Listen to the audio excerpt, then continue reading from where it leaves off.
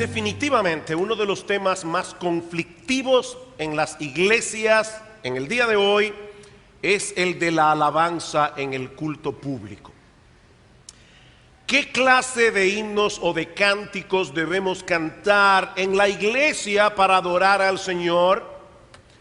¿Cuáles son los estilos musicales que podemos usar y por ende cuáles son los instrumentos musicales que podemos usar en la iglesia? Lamentablemente, esta discusión se torna a menudo en una especie de diálogo de sordos, porque muchas veces no tenemos la disposición a escuchar, a sopesar con objetividad los argumentos de aquellos que no piensan como nosotros pensamos. Muchos de los que abogan por una himnología tradicional presuponen que los que están a favor de una himnología contemporánea simplemente se han dejado arrastrar por la mundanalidad y están entrando el mundo en la iglesia. Mientras que los defensores de la música contemporánea asumen que los tradicionalistas no tienen verdaderos argumentos a favor de su postura, sino que simplemente están tratando de imponer sus preferencias sobre los demás. Y una vez yo asumo que estoy hablando con alguien que quiere imponer sus gustos personales, ya yo no voy a sopesar los argumentos que tiene, porque nadie tiene derecho a imponer sus preferencias sobre mí. El asunto se agrava todavía más porque en esta discusión se usa cierto tipo de terminología y ciertos tipos de frases que no contribuyen al debate con ideas precisas. Por ejemplo, si una persona dice que en la iglesia solo debemos usar el estilo de música que agrada a Dios, todo verdadero creyente responderá dando un rotundo amén. Pero ese es el tipo de expresiones que suena muy piadoso, pero que en realidad no significa mucho. Debemos usar el estilo de música que agrade a Dios. El problema es que será muy difícil, por no decir casi imposible, ponerse de acuerdo en cuanto a cuál es el estilo musical que a Dios le agrada. Y es probable que nosotros tengamos en el auditorio a un grupo de personas que aboga por la himnología tradicional, otros grupos que promueven el rock pesado o el rock pop, otros que promueven el hip hop o que promueven el rap, y aún es probable que haya grupos en la iglesia que estén de acuerdo con que se toque música más autóctona en el culto de adoración, es decir, que usemos merengue, perico ripiao, porque según ellos esos estilos son perfectamente apropiados para el culto público. O pensemos por un momento en la categoría de música cristiana contemporánea. Según el diccionario de la Real Academia de la Lengua, la palabra contemporáneo significa perteneciente o relativo al tiempo o época en que se vive. Eso es contemporáneo. Ahora bien, podemos equiparar a todos los compositores cristianos de esta época y agruparlos a todos bajo la misma etiqueta, bajo la misma categoría. Si tú dices estar a favor del uso de la música cristiana contemporánea en la iglesia, déjame hacerte una pregunta. ¿Significa eso que tú estás poniendo un sello de aprobación a todo lo que se está produciendo en el día de hoy y que lleva el nombre de cristianismo? ¿Tú estás poniendo un sello de aprobación a todas esas composiciones, a todas esas letras, a todos esos estilos de música? Ahora, de la misma manera, si dices estar en contra del uso de la música cristiana contemporánea, ¿estás condenando por igual a todos los compositores cristianos de esta generación? ¿Se dan cuenta, hermanos, el problema con el uso de este tipo de terminología? Podemos decir que la letra de Solo en Jesús o la letra de El poder de la cruz son inapropiadas para cantarlas en nuestros cultos congregacionales, independientemente del estilo de música que nosotros usemos. Mis amados hermanos, ¿cuál es el criterio de evaluación que nosotros debemos usar? Es meramente un asunto de preferencia personal, es un asunto de gustos, o será simplemente que debemos tratar de mantener nuestras tradiciones por encima de todas las cosas, o existen otros parámetros más objetivos que nosotros podamos usar para decidir estas cosas y que vayan más acorde con los principios generales de la palabra de Dios. Eso es lo que yo quiero comenzar a ver a partir de este mensaje, en el que nos concentraremos en tres aspectos del culto congregacional. Y ustedes van a ver cómo esto arroja mucha luz a todos estos temas que acabamos de mencionar. Nosotros vamos a ver en esta mañana la naturaleza del culto congregacional, el propósito del culto congregacional y finalmente el auditorio del culto congregacional. Veamos entonces en primer lugar la naturaleza de nuestra reunión congregacional. Mis hermanos, ¿qué es lo que ocurre cuando la iglesia se reúne como iglesia, esta asamblea, y que no ocurre en ningún otro contexto? ¿Por qué los cristianos deben congregarse, tienen que congregarse en el día del Señor, en su iglesia local, no en otra, a menos que una causa muy poderosa se lo impida? ¿Por qué? La razón es porque nosotros, todos los creyentes, somos una congregación de personas en las cuales mora Dios, y juntos conformamos el templo de Dios en la tierra. Nosotros somos el templo de Dios, juntos. Pablo dice a los Corintios, en 1 Corintios 3:16, está hablando de la iglesia: ¿no sabéis que sois templos de Dios y que el Espíritu de Dios mora en vosotros? Mis hermanos, los templos de Dios no son los edificios donde las iglesias se congregan, es el conjunto de creyentes que se reúnen en su presencia cada primer día de la semana. Por eso es que Pablo en 1 Timoteo capítulo 3 versículo 15 le llama a la iglesia la casa de Dios. No estas paredes. Este aire acondicionado que gracias al Señor estamos instalando es para beneficio de la iglesia, pero la iglesia no tiene aire acondicionado instalado, es el edificio.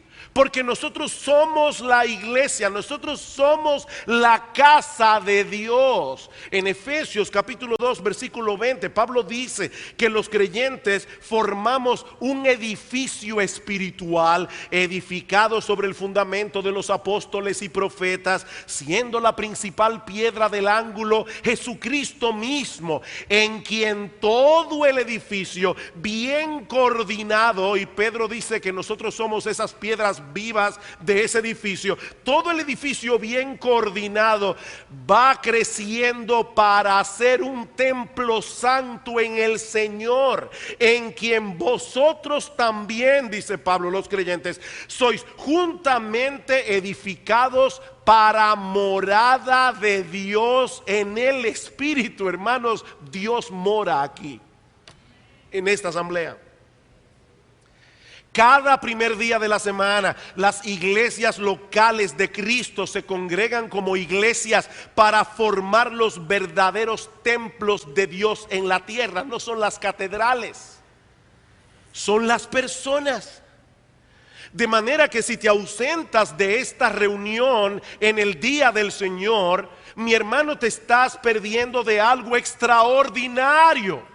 Porque es aquí y no en ningún otro lugar donde Dios manifiesta su presencia especial en medio de su pueblo. Es verdad que nosotros somos miembros de la iglesia 24/7. Nosotros somos parte de la iglesia los 7 días de la semana, las 24 horas del día. Pero Pablo dice en 1 Corintios capítulo 11 versículo 18 que es cuando nos reunimos que somos iglesia. Pablo dice cuando os reunís como iglesia. Yo puedo ser miembro de un equipo de básquetbol, de baloncesto, y soy miembro de ese equipo donde quiera que yo esté. Pero nosotros somos equipo cuando estamos juntos en la cancha jugando para un mismo propósito: ganar el partido. Ahí es que nosotros somos equipo. Bueno, hermano, aquí es que nosotros somos iglesia en el más alto sentido de la palabra, y esta iglesia es el templo de Dios.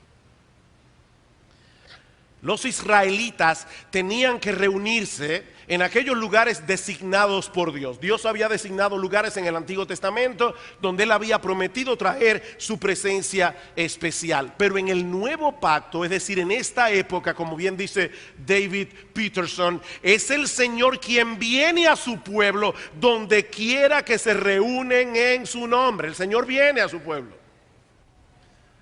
Me encanta como lo dice Peterson: nos encontramos con Dios al encontrarnos con los demás. ¿Escucharon eso, mis hermanos? Nos encontramos con Dios al encontrarnos con los demás. ¿Ustedes recuerdan cómo nosotros vimos en uno de los mensajes anteriores que la gloria de Dios había venido sobre el tabernáculo y sobre el templo cuando fueron construidos? Bueno, lo que estamos diciendo, mis hermanos, es que esa gloria de Dios también llena su iglesia cuando nos congregamos en su día como su pueblo. Nosotros no vemos manifestaciones físicas de esto, pero Dios está aquí y su gloria llena su templo. Y si tú no estás aquí en tu iglesia en el día del Señor, te lo perdiste. No estabas aquí. No estabas aquí, te lo perdiste. Ahora bien, ¿qué es exactamente lo que nosotros venimos a hacer aquí? Y eso parece una pregunta como demasiado obvia. ¿Qué es exactamente lo que venimos a hacer aquí? ¿Qué es lo que perseguimos al reunirnos como iglesia? Eso nos lleva a nuestro segundo encabezado: el propósito de nuestra reunión congregacional. Si somos un grupo de adoradores, ya hemos establecido esa verdad en los sermones anteriores, es obvio que al reunirnos los domingos vamos a adorar a Dios. Sin embargo, y hermanos, esto que voy a decir ahora es crucial. Llama poderosamente la atención que en el Nuevo Testamento, yo hice un ejercicio de ver cada versículo del Nuevo Testamento que habla de la adoración. En el Nuevo Testamento nunca se usan las palabras típicas que se relacionan con la adoración en el Antiguo Testamento para referirse a estas reuniones congregacionales. La única vez es en el capítulo 14 de 1 Corintios, que veremos en un momento. Pero nunca más se usa la palabra adoración para referirse a estas reuniones. Interesante. Es posible que los autores del Nuevo Testamento, guiados por el Espíritu Santo, hayan querido enfatizar el hecho de que nosotros somos adoradores cuando estamos aquí los domingos en la iglesia y cuando nos esparcimos en el mundo durante el resto de la semana. Tal vez es por eso que los autores del Nuevo Testamento no usaron la palabra para referirse a estos cultos. De manera que si bien es cierto que la adoración a Dios, la gloria de Dios, la exaltación de Dios es el propósito final de todo lo que nosotros hacemos como creyentes, el aspecto distintivo, característicos de estas reuniones congregacionales es que aquí adoramos juntos con el propósito particular de edificarnos unos a otros, recordando y celebrando el Evangelio. Nos reunimos para edificarnos. Queridos hermanos, nosotros nos congregamos como iglesia para hacer una labor. Estamos aquí para edificarnos mutuamente. Vayan conmigo al capítulo 14 de Primera a los Corintios. Primera a los Corintios, capítulo 14. Esta es la porción más extensa del Nuevo Testamento con respecto a las reuniones congregacionales de la iglesia. Y en todo este capítulo, que tiene 40 versículos, solo una vez se menciona la palabra adoración. Y la única vez que se menciona no es para referirse a los cristianos, sino a los incrédulos. Versículo 23. Si pues toda la iglesia se reúne en un solo lugar y todos hablan en lenguas y entran indoctos o incrédulos, ¿no dirán que estáis locos? Pero si todos profetizan y entra algún incrédulo o indocto, por todos es convencido, por todos es juzgado, lo oculto de su corazón se hace manifiesto, y así, postrándose sobre el rostro, adorará a Dios, declarando que verdaderamente Dios está entre vosotros. Adorará a Dios. Sin embargo, en todo este capítulo, lo que sí se enfatiza una y otra vez es la edificación mutua. Capítulo 14, versículo 3.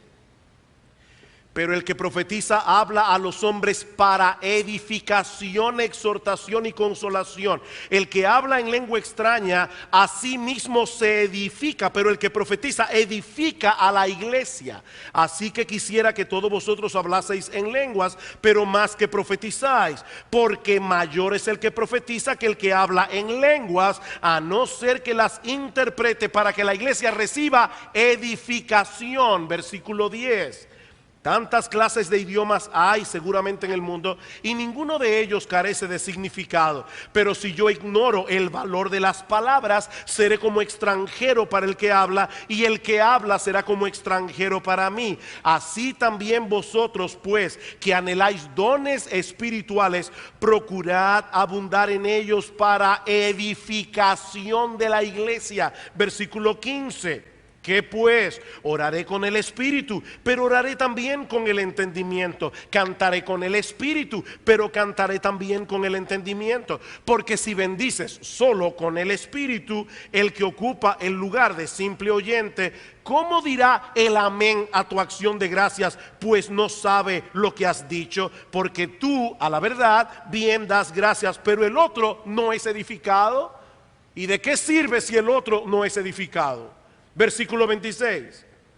¿Qué pues, hermanos, cuando os reunís cada uno de vosotros tiene salmo, tiene doctrina, tiene lengua, tiene revelación, tiene interpretación? Hágase todo para edificación. Yo creo, verdad, que el énfasis es bastante obvio. Hágase todo para edificación. Todo lo que nosotros hacemos como iglesia debe tener el propósito de edificarnos unos a otros. Ahora, ¿saben lo que eso significa?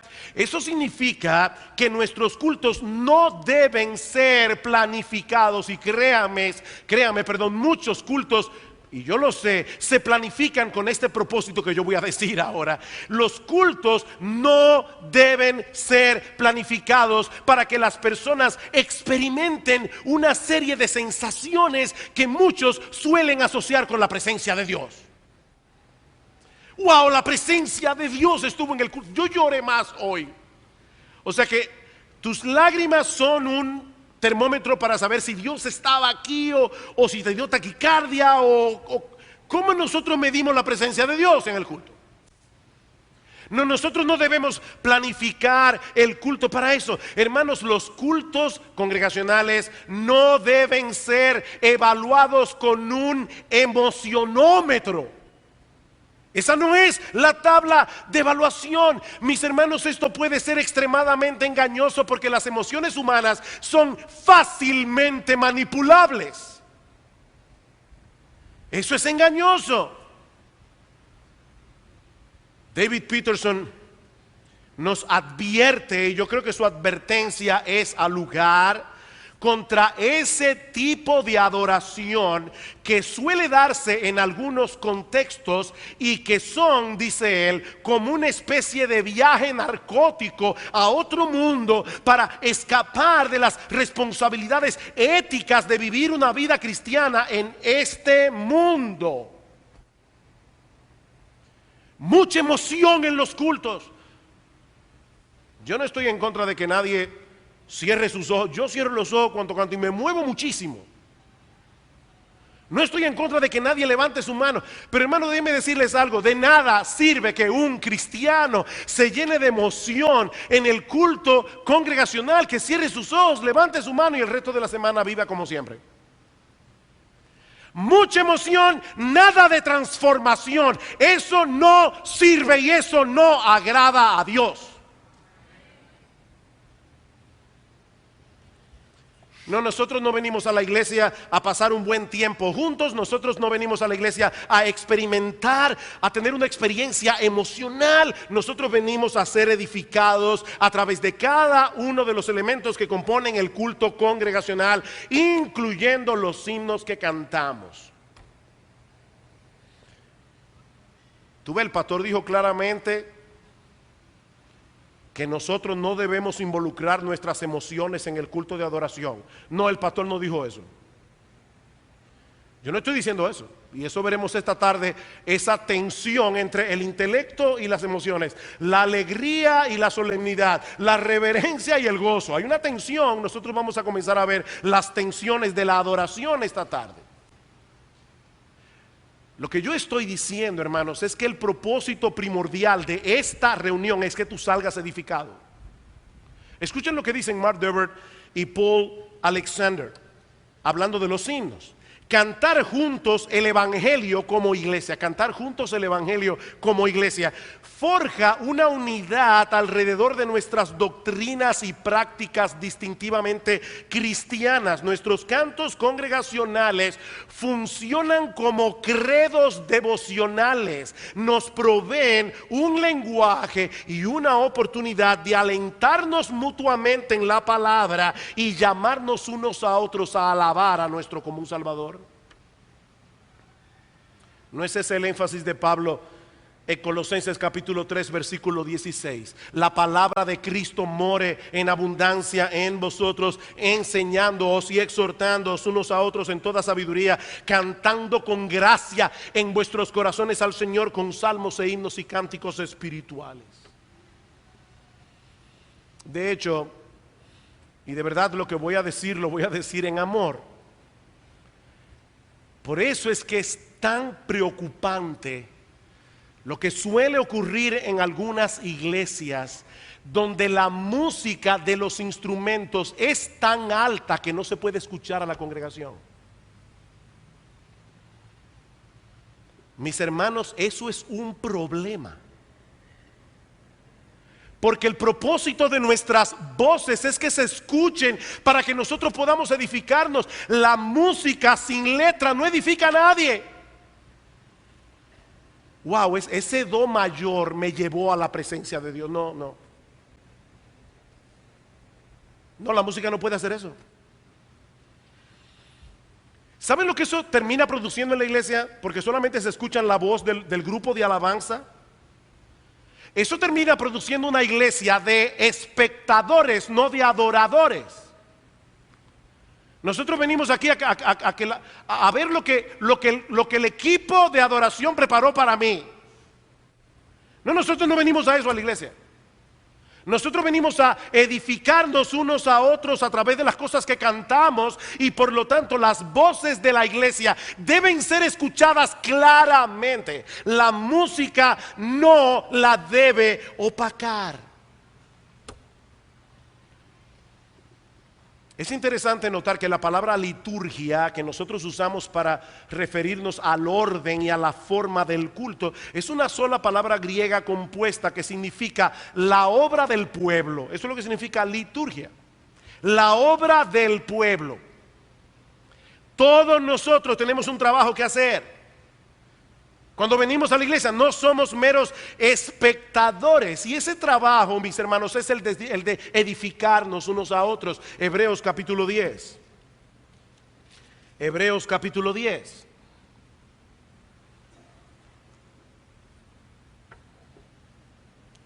Versículo 23. Mantengamos firme sin fluctuar la profesión de nuestra esperanza, porque fiel es el que prometió. Y considerémonos unos a otros en el culto, lo vamos a ver ahora, para estimularnos al amor y a las buenas obras, no dejando de congregarnos como algunos tienen por costumbre. ¿Escuchaste esto, mi amado hermano? Si tú no estás aquí esta tarde en el culto de adoración, tú no vas a poder hacer esto. O sea, Pablo está diciendo, o el autor de la carta a los Hebreos, no se dejen de congregar como algunos tienen por costumbre, porque si lo hacen no podremos considerarnos unos a otros para estimularnos al amor y a las buenas obras. Es por eso que dejar de asistir al culto es uno de los primeros pasos para terminar apostatando de la fe.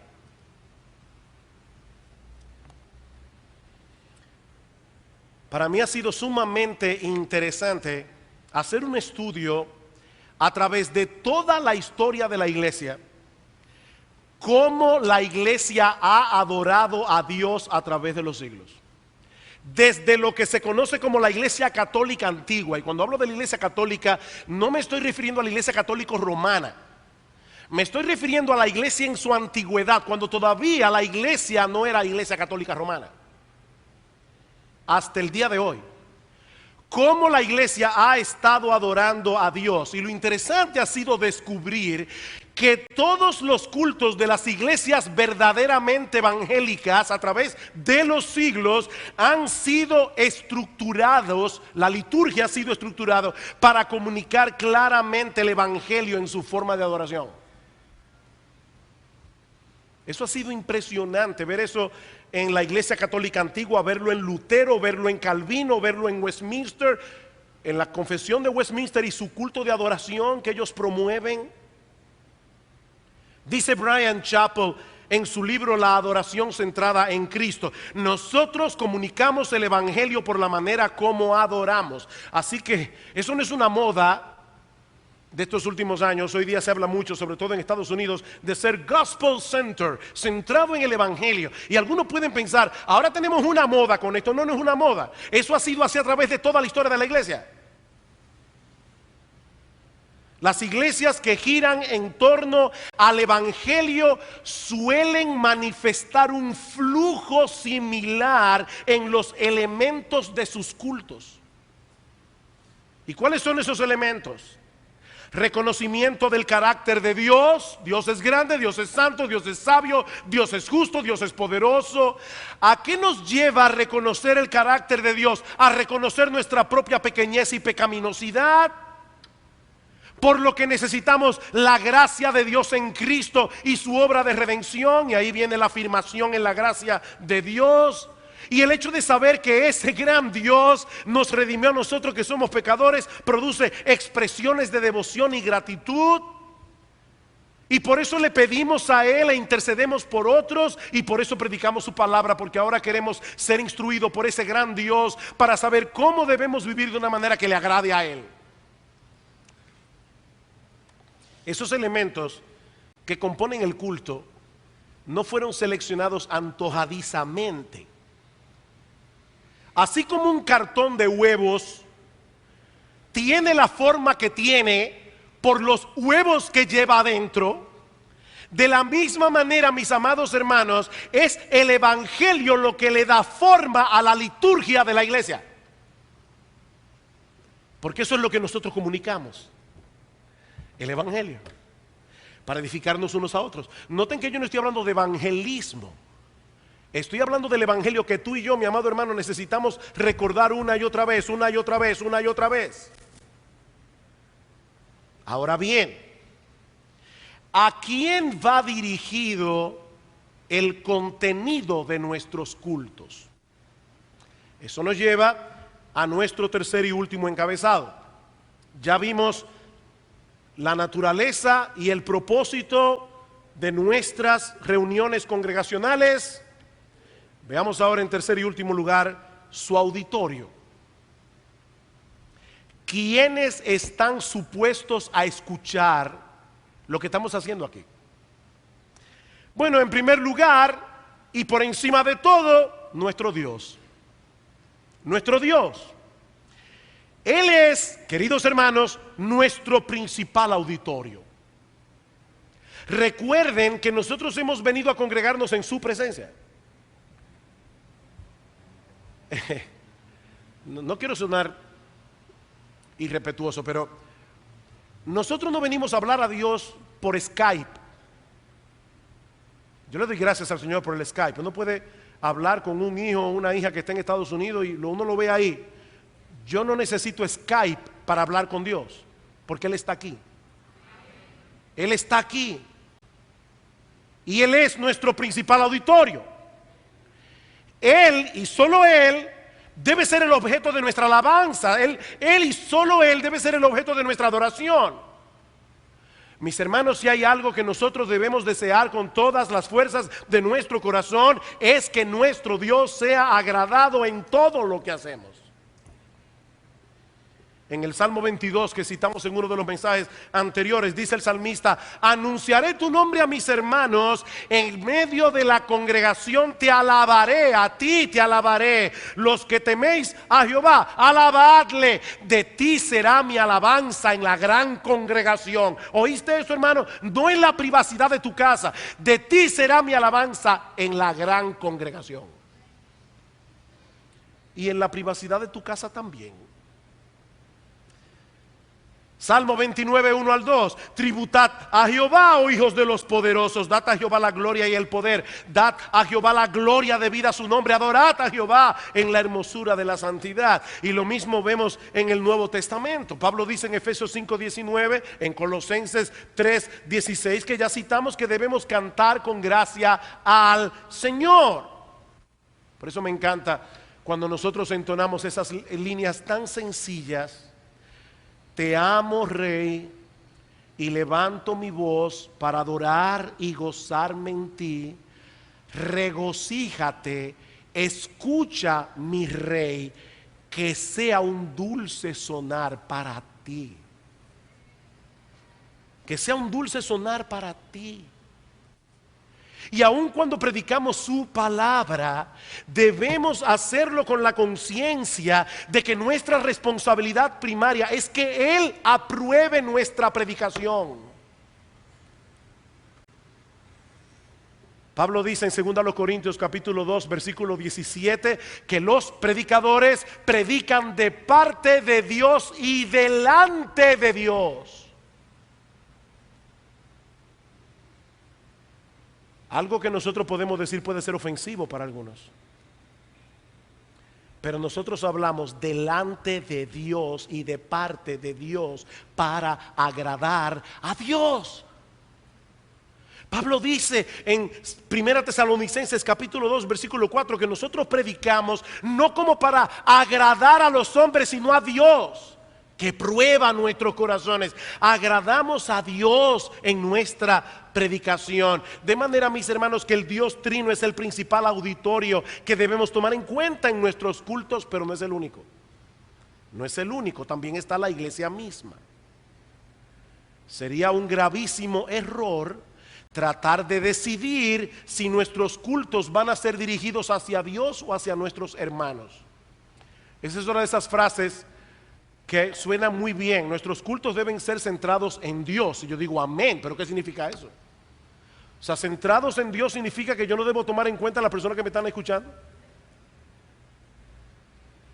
No, hermanos, nos edificamos mutuamente mientras proclamamos, exaltamos la grandeza de Dios y lo que Él ha hecho a nuestro favor en Cristo. Recuerden el Salmo 22 que citamos hace un momento. Anunciaré tu nombre a mis hermanos, en medio de la congregación te alabaré. No es una cosa o la otra, son las dos al mismo tiempo. O Colosenses 3:16, la palabra de Cristo more en abundancia en vosotros, enseñándoos, exhortándoos unos a otros en toda sabiduría, cantando con gracia en vuestros corazones al Señor. Por fin, ¿le cantamos al Señor o nos enseñamos y exhortamos unos a otros? ¿Cuál de las dos? Las dos. Nuestros cantos deben exaltar a Dios, deben agradar a Dios, pero deben ser comprensibles a la iglesia para que puedan ser edificantes. Pero hay una tercera audiencia que tampoco debemos pasar por alto, y es el mundo incrédulo que nos observa. Salmos 96:3: proclamad entre las naciones su gloria, en todos los pueblos sus maravillas, porque grande es Jehová y digno de suprema alabanza. Y ya nosotros vimos cómo en 1 Corintios capítulo 14 versículo 23 al 25 Pablo quiere que nosotros tomemos en cuenta a los inconversos que están entre nosotros. Pablo quiere eso. Mis hermanos, nuestro Dios es glorificado cuando el Evangelio de Cristo es proclamado con claridad, es proclamado con poder, de tal manera que los incrédulos puedan ser traídos a la fe y al arrepentimiento y convertidos en verdaderos adoradores. Dios es glorificado cuando eso ocurre. Pablo dice en Romanos capítulo 15 versículo 8, hablando de los diferentes grupos étnicos que convergen en la iglesia, Pablo dice: por tanto, recibíos los unos a los otros, como también Cristo nos recibió para la gloria de Dios. Y ahora escuchen: pues os digo que Cristo Jesús vino a ser siervo de la circuncisión, es decir, Él vino como israelita. ¿Para qué? Para mostrar la verdad de Dios, para confirmar las promesas hechas a los padres y para que los gentiles, es decir, los paganos que no conocían a Dios, glorifiquen a Dios por su misericordia. A eso fue que Cristo vino al mundo. Ahora bien, ¿qué impacto debe tener en nuestros cultos el hecho de tomar en cuenta esas tres audiencias?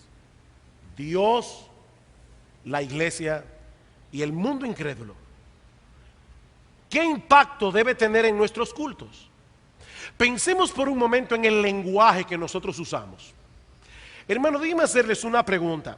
Si tuviésemos en nuestras manos la letra original del himno Castillo Fuerte es nuestro Dios, escrita por Martín Lutero en alemán, y alguien viniera aquí y nos enseñara a pronunciar cada una de esas palabras, y nosotros cantamos juntos Castillo Fuerte es nuestro Dios en alemán, nuestro Dios lo entendería, ¿sí o no?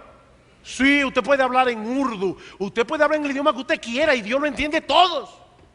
Pero nosotros vamos a estar en buen dominicano en Bavia o en la Luna de Valencia. Tal vez alguien que conoce la letra del himno puede suponer, por aquí que vamos, eso es más o menos lo que dice, pero más nada de ahí. Ahora Dios lo entiende, pero tú no lo entiendes.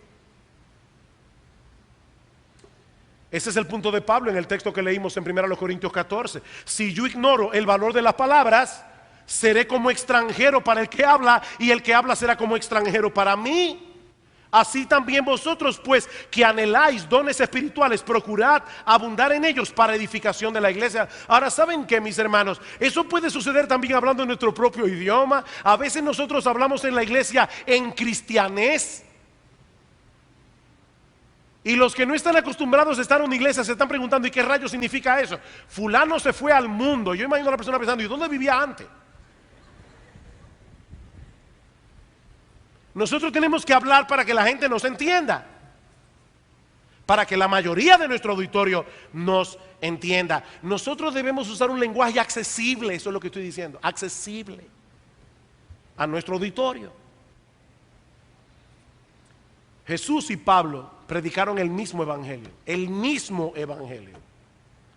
Ellos no hicieron ningún tipo de ajuste para hacer el evangelio más potable en sus culturas. No hablemos tanto del pecado, porque tú sabes que a las personas les molesta eso. Además, eso hiere la autoestima del pecador. No, nosotros seguiremos hablando del pecado, seguiremos hablando del infierno, aunque te hiera tu autoestima. De hecho, nosotros queremos herir tu autoestima, porque es cuando tú te dejes de estimar a ti mismo que vas a venir corriendo a Cristo en arrepentimiento y fe. Nosotros no podemos ajustar el evangelio. Sin embargo, hermanos, miren la predicación de Pablo y miren la predicación de Jesús. Las ilustraciones, por ejemplo, que ellos usaban. Jesús nunca salió de Palestina, nunca salió de Israel. ¿Cuáles eran sus ilustraciones? Mirad los lirios del campo, mirad las aves del cielo. Eso era lo que la gente entendía.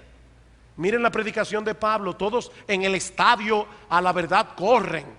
El soldado romano, porque eso era en la cultura de Pablo lo que la gente entendía. Tenían un lenguaje accesible. ¿Y qué de la música? ¿Qué de la música? ¿Debe la iglesia tomar en cuenta los contextos culturales y generacionales y usar un tipo de música que conecte con los oyentes? Respuesta: eso depende. Depende, porque no toda la música que una cultura o una generación produce es apropiada para adorar a Dios y transmitir el mensaje del Evangelio. Y aún existen expresiones artísticas que en una cultura en particular, sin que la expresión artística sea mala en sí misma, en esa cultura tiene una asociación que contradice el mensaje que estamos intentando comunicar. La música tiene un carácter, la música tiene asociaciones. Mis hermanos, no todo estilo musical es apropiado para todo. Déjenme darles un ejemplo. Cuando Josué y Moisés descendieron del monte Sinaí, en Éxodo capítulo 32, el pueblo estaba celebrando una fiesta idolátrica totalmente desenfrenada. A tal punto que dice en el versículo 17 que cuando Josué escuchó el clamor del pueblo que gritaba, dijo a Moisés: alarido de pelea hay en el campamento. Y él respondió: no es voz de alaridos de fuertes ni de alaridos de débiles, voz de cantar oigo yo. Mis hermanos, ¿qué tipo de canciones eran estas? ¿Qué estilo musical estaban usando los israelitas que Josué pensó que estaban peleando? Otra pregunta: ¿hubiera sido apropiado adorar a Dios con ese mismo estilo musical pero cambiando la letra? Probablemente no. Probablemente no. Otro ejemplo, Mateo capítulo 11. Mateo capítulo 11. ¿Qué estoy tratando de probar? Que no todo estilo musical es apropiado para todo. Mateo capítulo 11, versículo 16. Cristo dice: vino Juan el Bautista, que ni come ni bebe, y dicen demonio tiene. Vengo yo, que como y bebo, y también dicen demonio tiene. En otras palabras es palos y boga y palos y no boga. Y ahora Jesús se pregunta, versículo 16: ¿a qué compararé esta generación? Es semejante a los muchachos que se sientan en las plazas y dan voces a sus compañeros diciendo: os tocamos flauta y no bailasteis, y os endechamos y no lamentasteis. En otras palabras, estos muchachos se sientan en el parque y dicen: vamos a jugar a la fiesta. Ay, no, a mí no me gusta ese tipo de juego porque es demasiado alegre. Bueno, entonces vamos a jugar al funeral. No, tampoco me gusta ese tipo de juego porque es demasiado triste. ¿Y qué es lo que tú quieres que hagamos entonces? Ahora, noten, hermanos, que Jesús está presuponiendo que hay un tipo de música que es apropiado para el baile, que no es apropiado para el funeral. No todo estilo musical es apropiado para todo. Sin embargo, al mismo tiempo debemos decir que los estilos musicales que usamos en la iglesia deben ser accesibles al auditorio que tenemos delante. Y aquí está la palabra clave, mis hermanos: accesibilidad. Por favor, yo les ruego que escuchen bien lo que estamos diciendo y lo que no estamos diciendo, porque algunas personas en el día de hoy dicen, como alguien que se hizo muy famoso con un libro que escribió de la iglesia con propósito y la vida con propósito y todo con propósito: Nosotros debemos averiguar cuál es la música que le gusta a la gente allá afuera. Y entonces usar ese tipo de música aquí adentro para que cuando los inconversos vengan a la iglesia se sientan cómodos, no se sientan extraños y puedan escuchar el mensaje del evangelio. No, eso no es lo que yo estoy diciendo. Mis hermanos, eso no es lo que yo estoy diciendo. Lo que estamos diciendo es que el estilo de música que usemos debe ser accesible a las personas a las cuales ministramos, a todos, no solamente a los incrédulos, también a los creyentes, de manera que la música pueda ser un vehículo eficaz para la transmisión de la letra. Permítanme poner otro ejemplo. Esta tarde nosotros comenzaremos a ver las tensiones de la adoración. Al planificar nuestros cultos congregacionales debemos estar conscientes de que tendremos que lidiar con diversas clases de tensiones entre polos que parecen ser opuestos entre sí. Una de esas tensiones es entre la solemnidad y reverencia que debemos tener delante de Dios y el gozo y la alegría de saber que ese Dios ha perdonado todos nuestros pecados, ese Dios nos ha recibido, nos ha adoptado como hijos suyos por causa de Cristo. Si el Señor lo permite, vamos a ampliar un poco más en el mensaje de esta tarde. Ahora, escuchen brevemente, hermanos, estos textos en el libro de los Salmos, para que entiendan a qué tensiones yo me refiero. Salmo 2:11. Servid a Jehová con temor y alegraos con temblor. No, espérate. O es con temor o es con alegría. No es con las dos cosas. Servid a Jehová con temor y alegraos con temblor. Salmo 4, versículo 4. Temblad y no pequéis. Versículo 7. Tú diste alegría a mi corazón, mayor que la de ellos cuando abundaba su grano y su mosto. Temblad, alegraos. Salmo 33. Salmo 33, versículo 1 y 2. Alegraos, oh justos en Jehová, en los íntegros es hermosa la alabanza. Aclamad a Jehová con arpa, cantadle con salterio y decacordio, cantadle cántico nuevo. Hacedlo bien tañendo con júbilo. Con júbilo, hermanos. Versículo 8. Tema a Jehová toda la tierra. Teman delante de él todos los habitantes del mundo. Mis hermanos, es indudable que hay una tensión aquí. Una tensión que nosotros debemos mantener en nuestros cultos entre solemnidad y gozo, reverencia y alegría. De lo contrario, nosotros no podremos proclamar adecuadamente el multifacético evangelio de Cristo. No podremos. Nosotros tenemos un gran Dios digno de ser adorado con temor y reverencia, como dice en Hebreos capítulo 2 en el Nuevo Testamento, versículo 28. Pero ese gran Dios nos ha recibido en Cristo y por lo tanto debemos celebrar una fiesta de gozo en su presencia.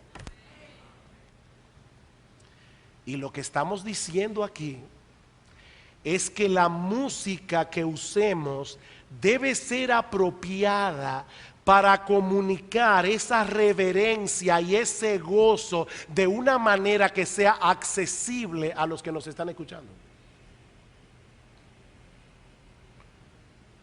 Dice en Apocalipsis capítulo 5 versículo 9 que en el cielo habrá una enorme multitud de redimidos en la presencia de Dios, de todo linaje y lengua y pueblo y nación. Ahí va a haber una mezcla enorme de culturas. No todas las culturas muestran sus emociones de la misma manera.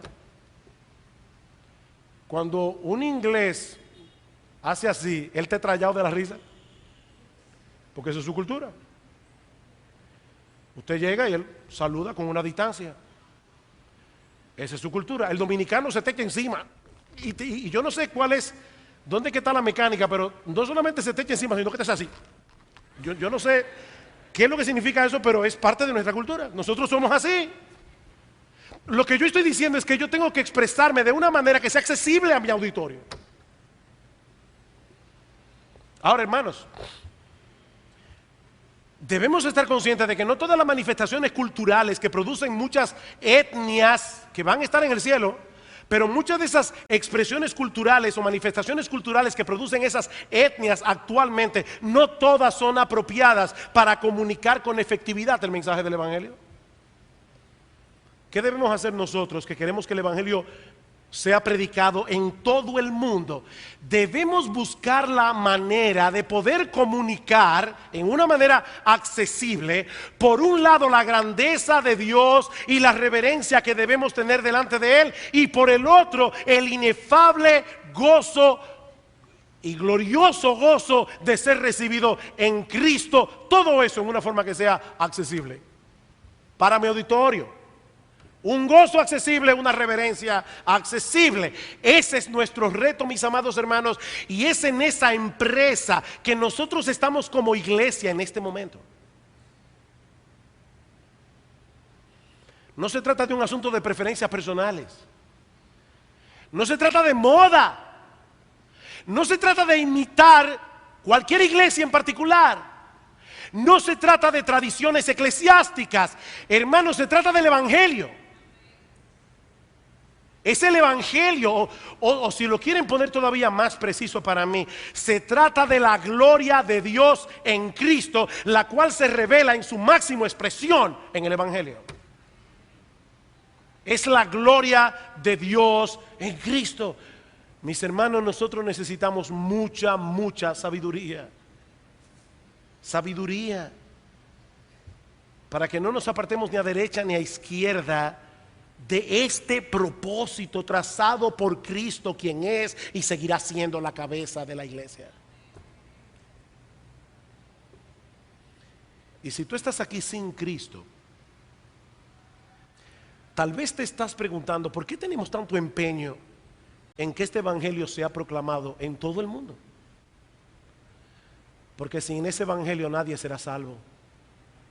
Porque sin ese evangelio tú estás en problemas.